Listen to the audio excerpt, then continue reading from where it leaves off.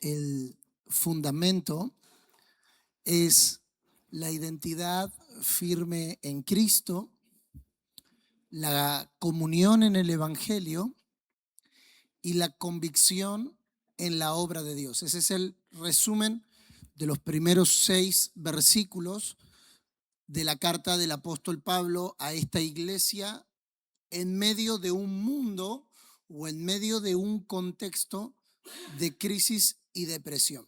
Pero ahora vamos a ir un poquito más profundo en esta exposición de este pasaje de las Escrituras para intentar en los próximos minutos responder a esta pregunta: ¿cómo se forma firmeza por dentro? En un mundo altamente inestable, en un mundo altamente presionable, ¿cómo se desarrolla? Y vamos a tomar estas palabras del apóstol Pablo, porque una cosa es tener fundamentos correctos y otra cosa es que esos fundamentos formen realmente nuestro carácter.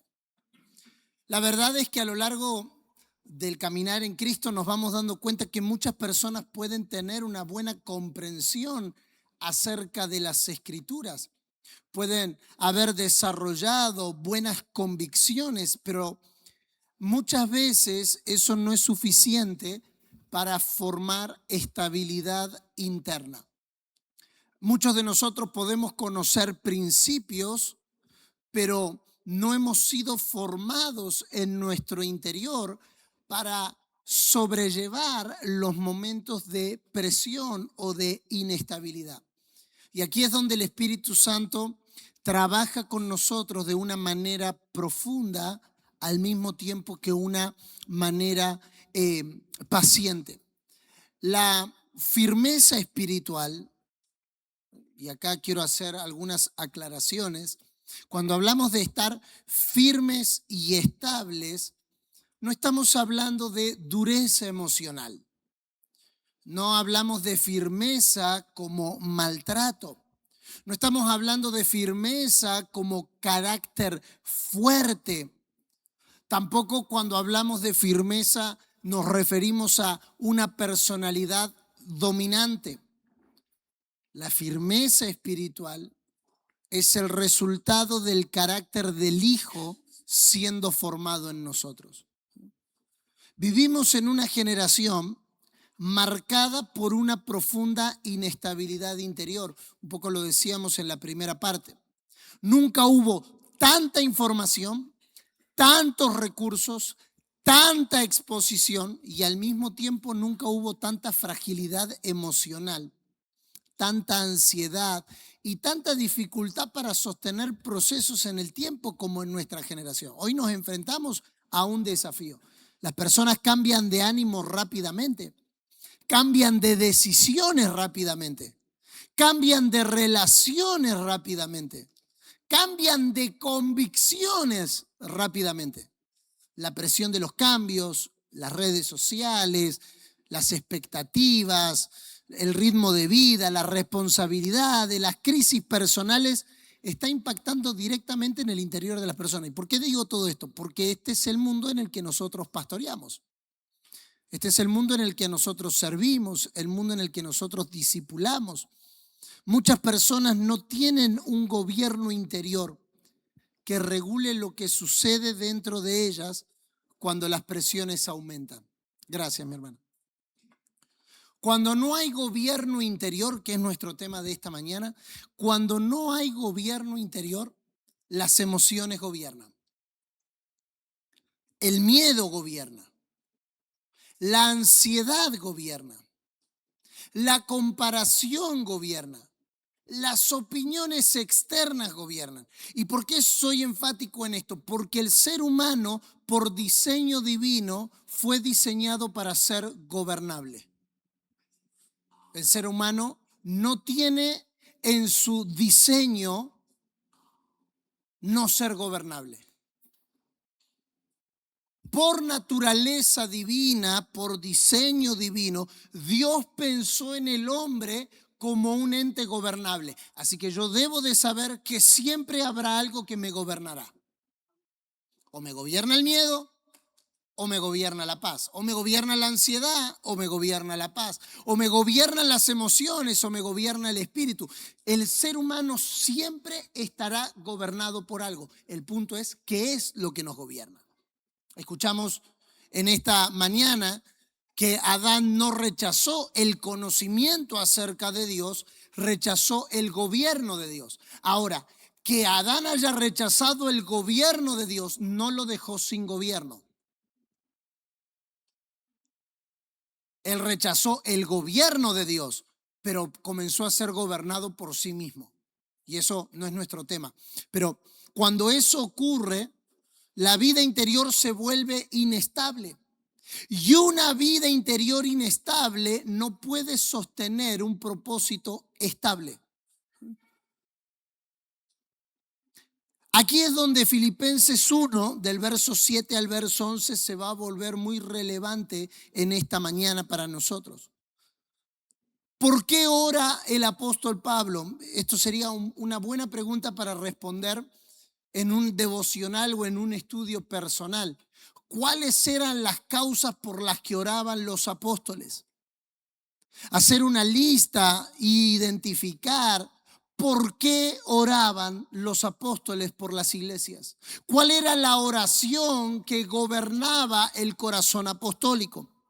Verso número 7, y vamos a leer hasta el 11 en esta mañana, dice: es justo que yo piense así de todos ustedes, porque lo llevo en el corazón, pues ya sea que me encuentre preso o defendiendo y confirmando el evangelio, todos ustedes participan conmigo de la gracia que Dios me ha dado.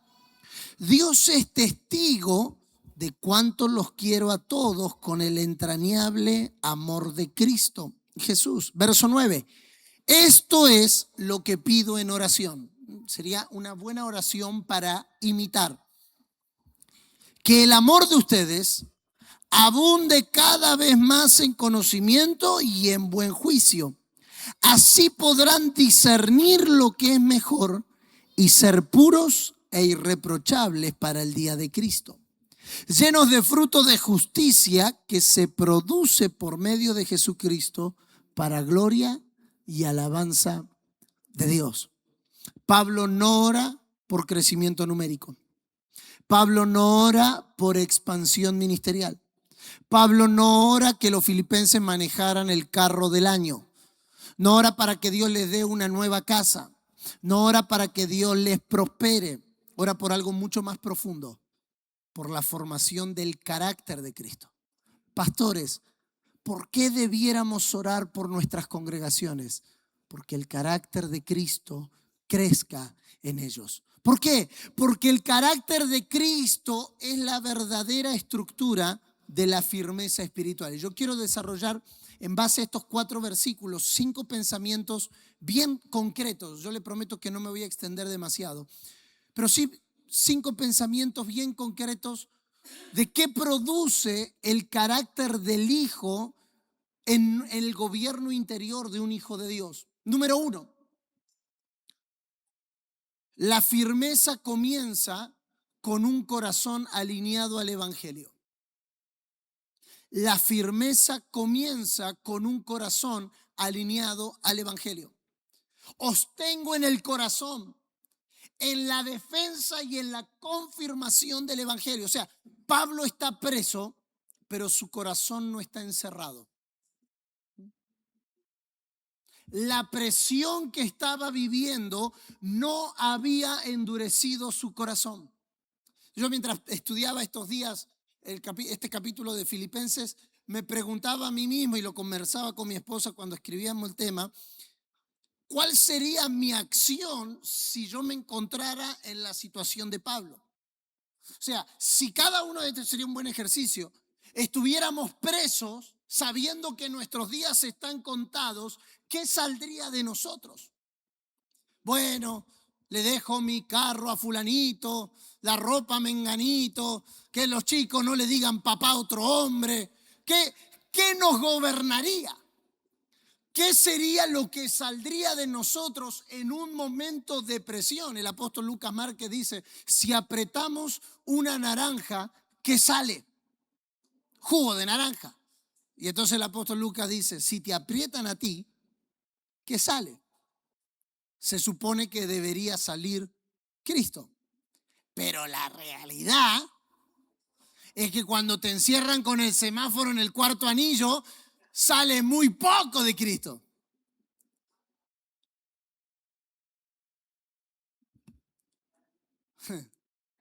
Esas risas me lo confirman.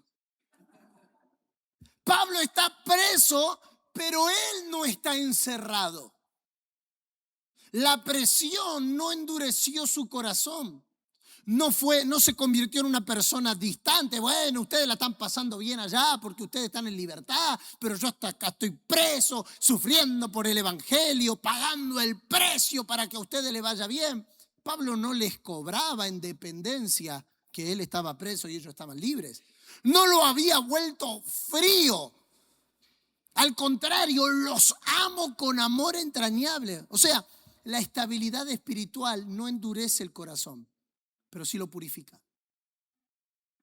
Cuando alguien no está siendo formado por el Espíritu, la presión endurece. Pero cuando el Espíritu gobierna, la presión profundiza el amor. Pablo dice algo muy fuerte, que yo no sé cuántos de nosotros pudiéramos afirmar esto sobre las congregaciones que pastoreamos. Dios me es testigo de cómo os amo entrañablemente. ¡Wow! En el amor de Jesucristo. Nosotros muchas veces oramos, Señor, o te lo llevas o te lo mando, ¿no? Dame paciencia porque si me da fuerza, acelero tu venida. Y Pablo dice, yo los amo con amor entrañable. O sea, no es un amor humano, es el amor de Cristo operando en él. O sea, el ministerio no se sostiene con dogmas, no se sostiene con frases como vimos recién, sino con un corazón transformado. Porque el desgaste ministerial no empieza en la agenda, empieza cuando el corazón se enfría. Dijimos que la firmeza comienza con un corazón. Por eso la gran operación del nuevo pacto no es darnos una lista de leyes externas, es que nos sea dado un nuevo corazón. Número 2, la firmeza se forma cuando el amor crece con conocimiento y con discernimiento. La firmeza se forma cuando el amor crece con conocimiento y discernimiento. Esta es la oración apostólica. Que vuestro amor, verso 9, abunde aún más y más en ciencia y en todo conocimiento. En conocimiento y en buen juicio. Aquí creo, sujeto a la corrección, que Pablo describe la arquitectura interna de la madurez espiritual. ¿Cómo se ve alguien maduro espiritualmente internamente? No por cuántos años tenga de creyente, no por cuántos años esté en el pastorado, no por cuántos títulos tenga o por cuántas escuelas haya hecho. La estructura interior de la madurez espiritual es que el amor debe crecer. ¿Cómo sé que estoy madurando? Porque el amor está creciendo. Pero no solo en emoción, no solo en una sensación, sino en conocimiento y en discernimiento. Hoy vemos dos extremos muy comunes en nuestros días. Personas con amor, pero sin discernimiento. Personas con amor, pero sin conocimiento. Y por el otro lado vemos personas con conocimiento, pero sin amor. Ambos extremos producen inestabilidad. Nosotros no tenemos autoridad para ser extremistas. El único extremista es Dios, por eso Él es el alfa y el omega, el primero y el último. Cualquier otra sensación de extremismo lo que genera es inestabilidad. El amor sin discernimiento se vuelve ingenuidad. El conocimiento sin amor se vuelve dureza. pero el carácter del Hijo une ambas. Jesús era profundamente compasivo, pero también profundamente claro. Amaba a las personas, se sentó con todo lo que tal vez ninguno de nosotros nos sentaríamos, pero tampoco negociaba la verdad. Tenía misericordia, pero también discernimiento. Y esa es la estabilidad que Dios necesita formar en nosotros, en nuestra generación. Número 3, la firmeza espiritual produce claridad y decisiones maduras. La firmeza espiritual produce claridad y decisiones maduras. Para que aprobéis lo mejor. Aquí entramos a uno de los aspectos más profundos de la madurez. La vida espiritual madura no consiste simplemente en evitar el pecado evidente. La madurez no consiste solamente en evitar el pecado evidente. Consiste en la capacidad de desarrollar el discernimiento y elegir lo mejor delante de Dios. Hay conversaciones que no son necesariamente pecado, pero que no son lo mejor.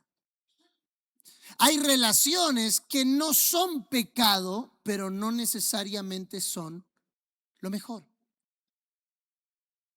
La palabra que Pablo utiliza aquí cuando dice para que aprobéis lo mejor, significa examinar, evaluar, probar, distinguir. O sea, la firmeza está directamente relacionada con la claridad. Una persona inestable no es solamente alguien emocionalmente fluctuante. Muchas veces no logra discernir con claridad. Yo cuando usted a veces está escuchando alguna conversación en consejería que ni la persona sabe lo que le está tratando de decir, y los dominicanos dirían es un arroz con mango, o sea, es una cosa que no tiene nada que ver con la otra. La historia que te cuentan no tiene sentido, no tiene hilo. No es maldad, es falta de claridad. Una persona inestable adolece de claridad. Y el tema es que cuando esto lo trasladamos a la vida en el ministerio rara vez tiene que ver con tomar decisiones entre lo bueno y lo malo. Casi que no tiene que ver con lo bueno y lo malo. Tiene que ver con lo urgente y lo importante, como se nos hablaba esta mañana. Tiene que ver entre lo visible y lo eterno. Tiene que ver entre lo popular y lo verdadero. Ese son el tipo de decisiones que el Señor nos está proponiendo tomar. Aquí nadie está planteando cosas buenas o cosas malas, porque las cosas buenas, las cosas malas tienen una sola fuente, el árbol del conocimiento del bien y del mal. Pastor, ¿pero qué tiene de malo esto? ¿Pero qué tiene de bueno esto? Pero si esto no es malo, seguramente usted debe haber escuchado eso en alguna consejería. Trasládelo a la obra del ministerio. Acá no se trata de si algo es bueno o malo. Se trata de si es urgente o importante. Si es visible o eterno. Si es popular o es verdadero. Si es lo que agrada a las personas o lo que edifica la iglesia. Y sin discernimiento es muy fácil equivocarse. Sin discernimiento es muy fácil seguir a las masas. Sin discernimiento es bueno, pero si todo el mundo lo está haciendo, algo de bueno debe de tener. El punto no es lo que es bueno, tampoco es lo que es malo. El punto es que es Cristo. Cristo no es ni bueno ni malo, es eterno. Nosotros no fuimos llamados a mirar lo bueno y lo malo, fuimos llamados a mirar lo eterno. Por eso nosotros tenemos problemas con el pecado, porque en regla general no tenemos problemas en rendir lo malo. Yo sé que mentir está mal, yo sé que emborracharme está mal, yo sé que adulterar está mal. El problema no es lo malo, el problema es lo que nosotros consideramos bueno. Porque aún lo que nosotros consideramos bueno, si no es Cristo, Dios no lo cuenta.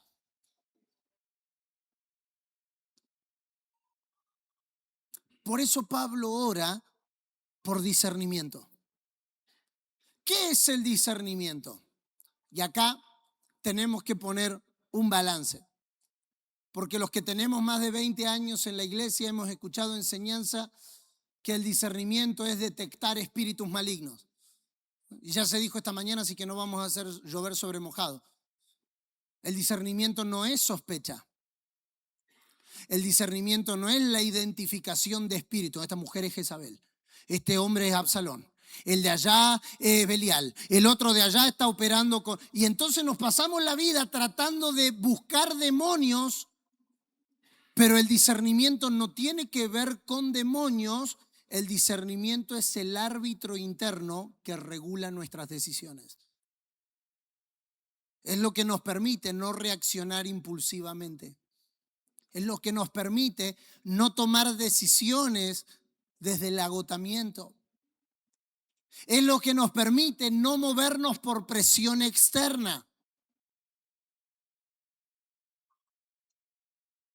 El discernimiento espiritual es lo que hace que una persona pueda detenerse, evaluar, orar, buscar consejo, pensar y actuar en el tiempo correcto. A ver, para ser prácticos, ¿cuántos de los que estamos acá reconocemos que alguna vez metimos la pata? ¿Se entiende la expresión metimos la pata? Nos equivocamos por no tener discernimiento. ¿Cuántos dijimos, cuántos dijimos una palabra que no teníamos que decir? Porque nos faltó una alerta acá que nos diga, cállate.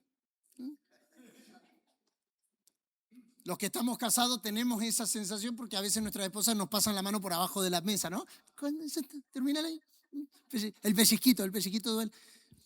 Es ese árbitro que te avisa, estás pasándote de la línea. Estás hablando cosas correctas desde una naturaleza equivocada.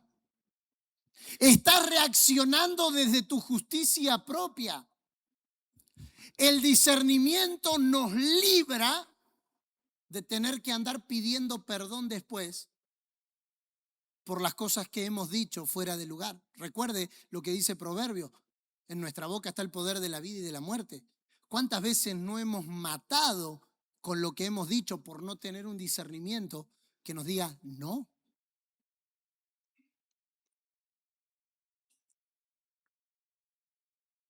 Jesús mostró en los días de su carne constantemente este gobierno interior. Hubo momentos, Marcos 6, donde la multitud quería hacerlo rey y él se retiraba. Hubo momentos donde la gente lo buscaba y él se iba a otro lugar a orar. Hubo momentos donde la presión aumentaba y él dormía. ¿Se acuerdan la tempestad? Eso no era pasividad, era gobierno interior. Y esa es una de las marcas más claras de la firmeza espiritual. No reaccionar a todo lo que sucede, sino responder desde lo que Dios está diciendo. Hay muchas personas que constantemente vivimos reaccionando a estímulos constantes. Reaccionamos a noticias, reaccionamos a comentarios, reaccionamos a expectativas, reaccionamos a cambios.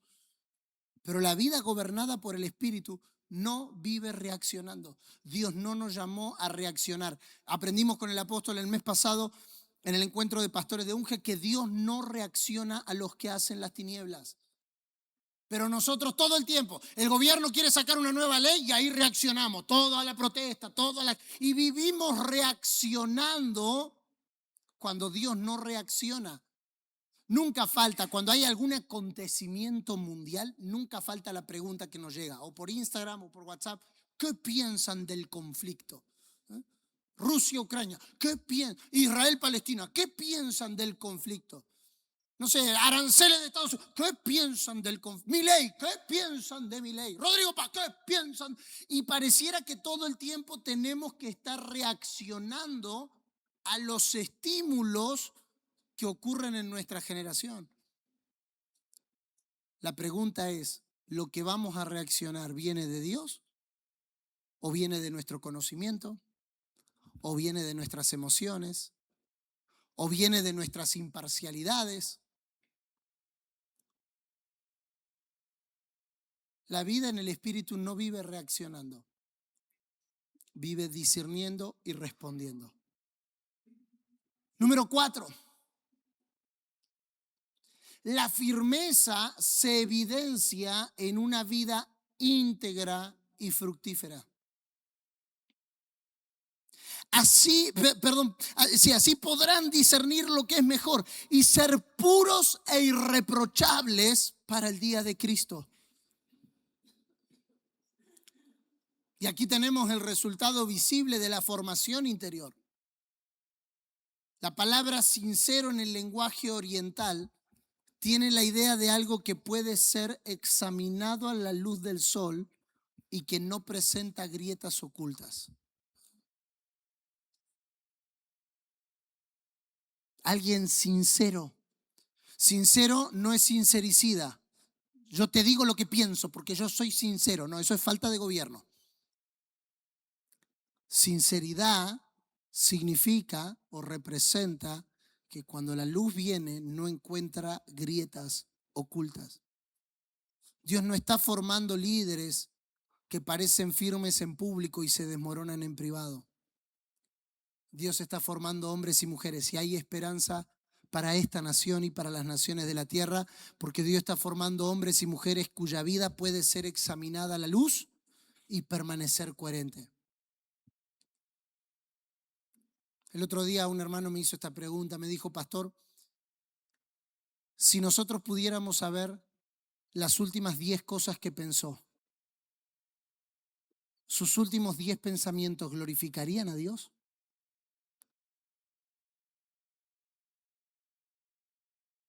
Mi carne le quería responder, apártate de mí, Satanás.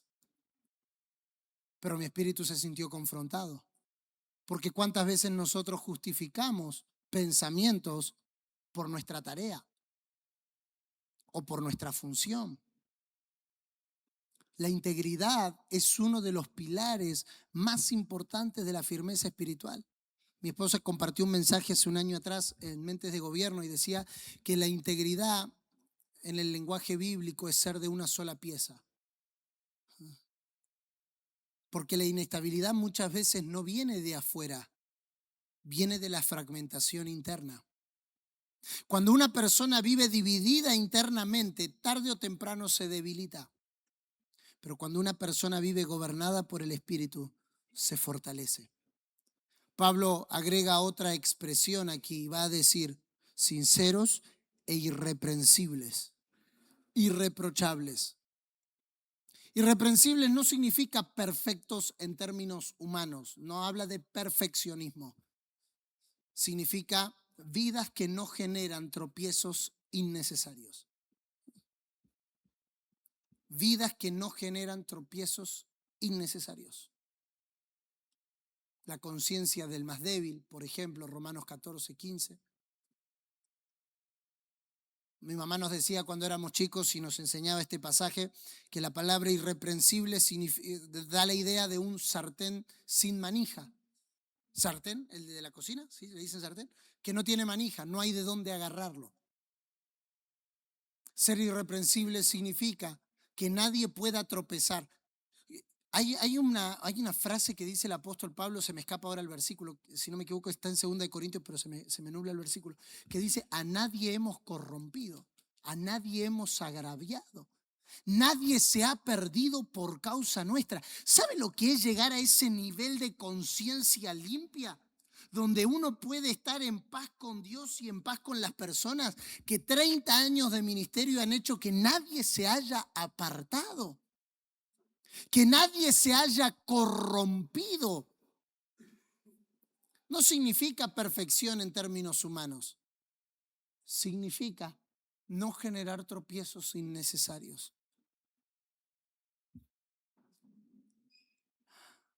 Para ir concluyendo, número 5, la firmeza espiritual no es un rasgo natural. Usted y yo naturalmente no somos firmes. La firmeza espiritual no es un rasgo natural, es el resultado de un gobierno interior. Esto se debe cultivar, esto se debe permanecer, esto se debe desarrollar. Que la palabra de Cristo, ora el apóstol por la iglesia de Colosas, more en abundancia en ustedes. Que la paz de Dios les gobierne. ¿Sabe que la palabra ahí gobierne no es la palabra metafórica, es la palabra controle? O sea, los tenga bajo órbita, no los deje salir. La idea de gobierno ahí es la idea de una cárcel. O sea, que la paz de Cristo los tenga como bien agarrados, que no se zafen de esa paz. Cuando el gobierno del interior, en el interior es formado, tenemos un discernimiento que regula nuestras decisiones. No necesitamos un mejor consultor de marketing para saber cómo hacer la iglesia. Necesitamos más gobierno de Cristo. Porque hay cosas que no se resuelven con marketing. Hay cosas que no se resuelven con estrategia. Hay cosas que no se resuelven pagando publicidad. Gobierno interior que regula reacciones. Hermanos, en nombre de la unción se ha justificado abusos. En nombre de la unción se ha justificado doble vidas. En nombre de la unción se ha justificado maltratos.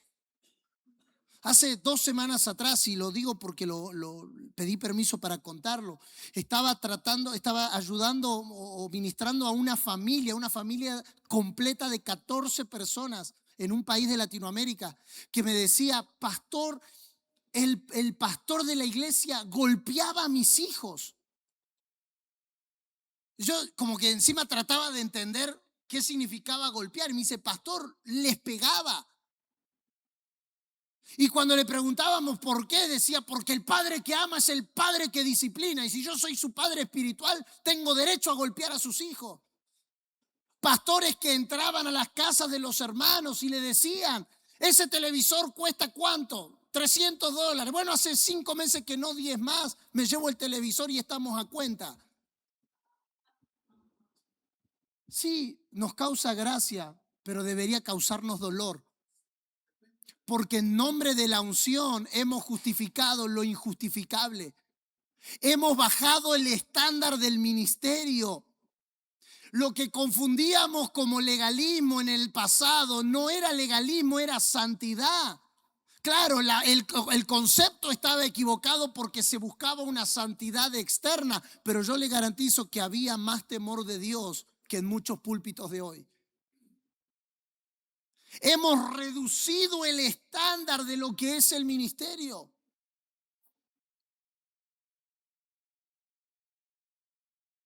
No hay permiso para el maltrato.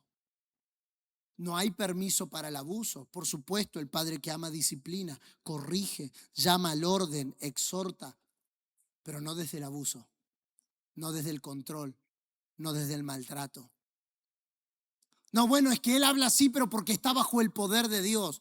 Dios es Dios de paz y Dios es Dios de orden. Y el espíritu del profeta está sujeto al profeta.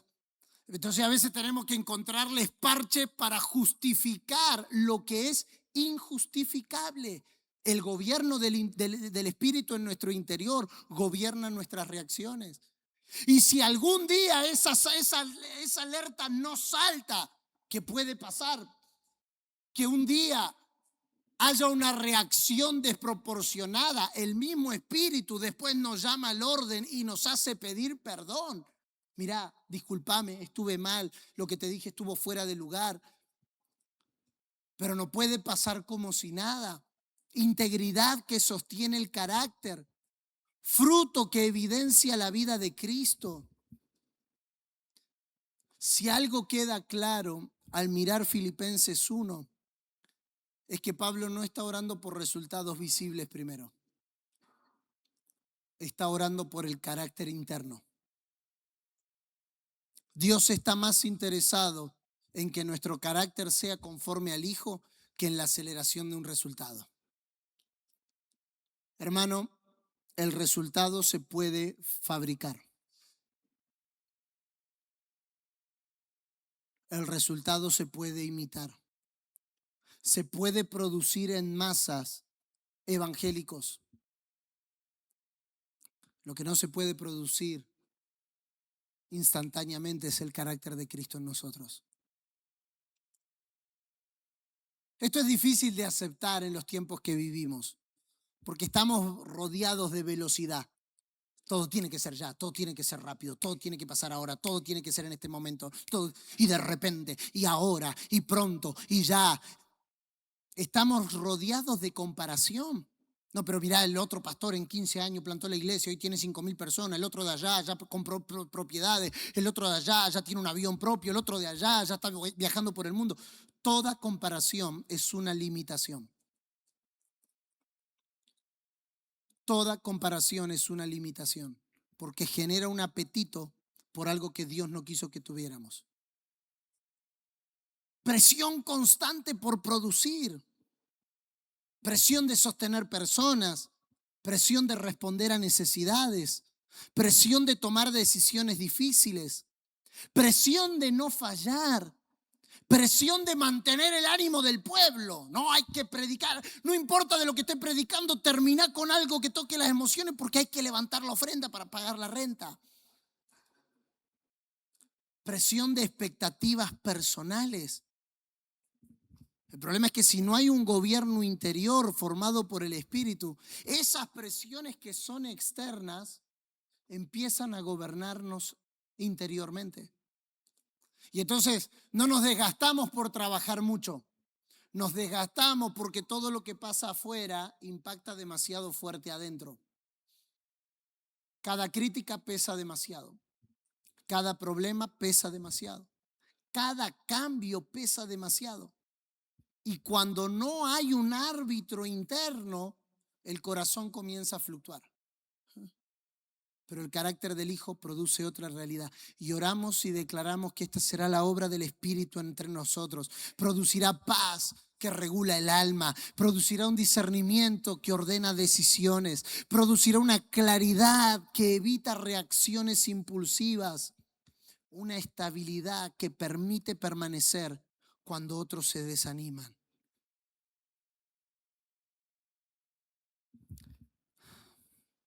Hermanos, el estado interior del liderazgo siempre termina afectando el estado espiritual de la comunidad. Un liderazgo ansioso producirá una iglesia ansiosa. Un liderazgo inseguro producirá una iglesia insegura. Pero un liderazgo estable, gobernada bajo el gobierno del Hijo, produce una iglesia que puede atravesar tiempos difíciles sin perder la fe, sin perder la convicción. Por eso Dios trabaja tanto en nuestro interior. No para hacernos más duros, sino para hacernos más firmes. No para quitarnos sensibilidad, sino para darnos más profundidad. No para que sintamos menos, como bien se dijo minutos atrás, sino para que nuestras emociones ya no gobiernen nuestra vida. Y oramos aquí. El ministerio no nos da automáticamente carácter. La actividad espiritual no produce madurez por sí sola. El tiempo en el ministerio no garantiza firmeza.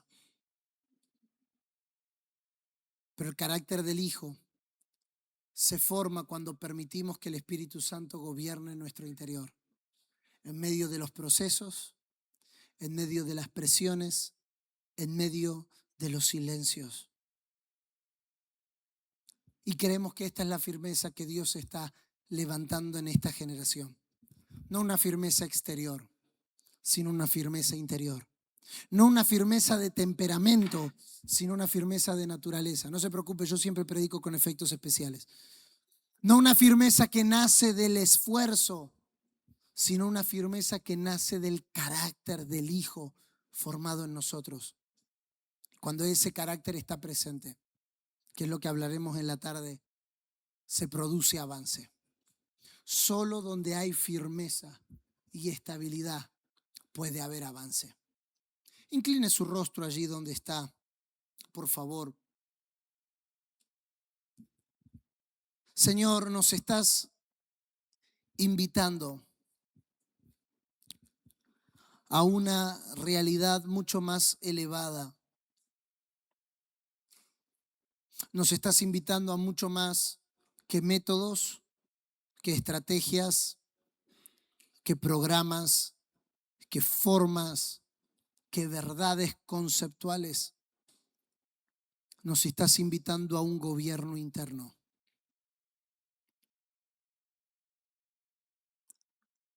Señor, encuentra en nosotros no los vestigios del primer Adán, que no quería ser gobernado por ti. Mata en nosotros toda independencia, toda autosuficiencia, toda capacidad natural que no ha sido redimida por la mente de Cristo. No, yo sé cómo hacer crecer la iglesia, yo sé cómo predicar, yo sé cómo levantar ofrendas, yo sé cómo orar. Señor, aniquila en estos días por la obra de tu Espíritu, por la palabra de verdad. Aniquila en nuestros días toda sensación de independencia, toda sensación de anarquía, de autogobierno. No queremos ser gobernados por nosotros mismos, Señor. No queremos, como dijo el apóstol Pablo, que nuestro vientre sea nuestro Dios, que nuestros apetitos dirijan nuestra vida, que nuestro carácter heredado de nuestra familia sea nuestra regla de vida. No queremos que lo que aprendimos por años y tomamos como normal se convierta en lo que justifique nuestra manera de operar. Queremos ser como tú, Señor. Aprended de mí, que soy manso y humilde de corazón. Enséñanos, Señor. Puedes ahí donde estás levantar tus manos si deseas delante del Señor y hacer esto el clamor de tu corazón. Enséñanos, Señor. Enséñanos a ser mansos y humildes. Enséñanos a desaprender lo que por años hemos aprendido mal. Lo que por años hemos tolerado, lo que por años hemos justificado, que por años hemos normalizado que no es Cristo. No queremos escondernos en nuestras falencias humanas. No queremos escondernos en los así soy, así me crié, así me llamó el Señor al ministerio. No, Señor, transfórmanos. Transfórmanos. Que el gobierno de Cristo en nuestro interior gobierne nuestras decisiones. No queremos decidir por presión, no queremos decidir por popularidad, no queremos decidir por necesidad, no queremos decidir por afecto, queremos decidir basado en tu gobierno para que aprobemos lo mejor. Amado pastor, hay una mejor manera de servir a Dios en nuestros días, pero para eso hay que renunciar a ser nosotros quienes tomamos las decisiones. Semanas atrás alguien me preguntó, pastor, ¿por qué cree que la iglesia del primer siglo fue tan contundente en su generación? ¿Y por qué se vieron cosas que hoy en nuestros días no se están viendo? ¿Por qué hay cosas que pasan en el libro de los Hechos que no pasan en nuestros días? Y vino una palabra que fue como un esbozo del Espíritu, después lo entendí así. Y la respuesta que salió fue porque a la iglesia de los Hechos la gobernaba el Espíritu. De hecho, la carta Hechos de los Apóstoles, cuando Lucas la escribe, no es titulada Hechos de los Apóstoles, es titulada Hechos del Espíritu Santo. Era el Espíritu el que gobernaba la iglesia. Y cuando el Espíritu gobierna, nuestras decisiones cambian. Cuando el Espíritu gobierna, nuestras reacciones cambian. Cuando el Espíritu gobierna, nuestra integridad es ajustada. Hermano, hemos llamado normal lo que Dios no llama normal. Y de eso debemos arrepentirnos. Hemos bajado el estándar. Y en nombre de producir en masas, hemos descuidado la calidad. Dios no está tan interesado en la cantidad del fruto como en la calidad del fruto. Si el fruto tiene la calidad que el Padre espera, la cantidad está garantizada. Pero cuando tenemos que fabricarlo nosotros, alteramos los ingredientes para estandarizar el proceso. Y hay cosas en Dios que no pueden ser estandarizadas. Hay cosas en Dios que no pueden ser negociadas en el estándar que Él puso. Cuando vamos a las Escrituras, encontramos un estándar. ¿Por qué Pablo, guiado e inspirado por el Espíritu Santo, escribe el estándar de los ancianos, el estándar de los diáconos? Los títulos de las Escrituras le ponen requisitos, pero eso no es requisitos escritos en una hoja de institución o de denominación. Eso es un estándar de Dios.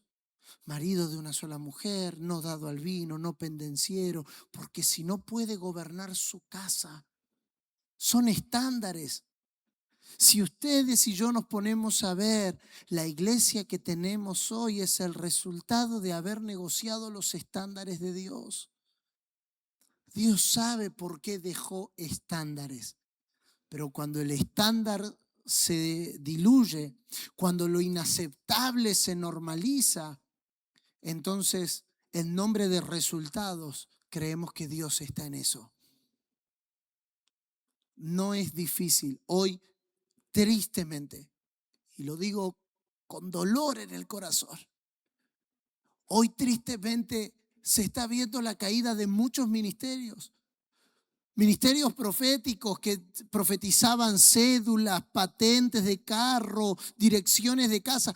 Hoy se está descubriendo que había gente detrás investigando en las redes sociales y en las bases electorales de las naciones esas informaciones. No es difícil impresionar con información. Pero si volvemos al estándar de Dios, vamos a recuperar una iglesia pura, santa, sin mancha ni arruga. Pero eso comienza con nosotros. Eso comienza con nosotros. Porque también es verdad que en muchos casos nosotros hemos sido cómplices de eso. Pero el Señor está llevando a la iglesia de vuelta a Él. Y en ese de vuelta a Él, todo lo que no es Él está siendo sacudido. Está escrito, todo lo conmovible va a ser conmovido para que solo quede lo conmovible, lo inconmovible. Amén. Amén. ¿Qué le parece si con este espíritu de arrepentimiento ofrendamos al Señor? No por tristeza, no por necesidad, no por presión ni por manipulación, sino porque entendemos que de lo recibido del Señor, eso damos, asociándonos. Pablo usa una palabra, digo esto nomás y terminamos, pero Pablo usa una palabra muy interesante cuando dice en Filipenses 4 que ninguna iglesia participó en términos de dar y recibir, salvo la iglesia de Filipos. Dice, ustedes participaron. La palabra participar ahí debiera ser traducido como ustedes se asociaron conmigo. Cuando ofrendamos, estamos haciendo una confesión pública. Estamos asociados a la palabra que estamos recibiendo. Estamos unidos, estamos comprometidos con lo que el Señor nos está hablando. Con eso en mente, ¿qué le parece si nos ponemos de pie y separamos lo que hemos dispuesto en nuestro corazón ofrecer al Señor? Padre, gracias, porque no damos por tristeza, no damos por necesidad, no damos por manipulación ni por presión, ni tampoco por la promesa de algo que nos va a ser dado.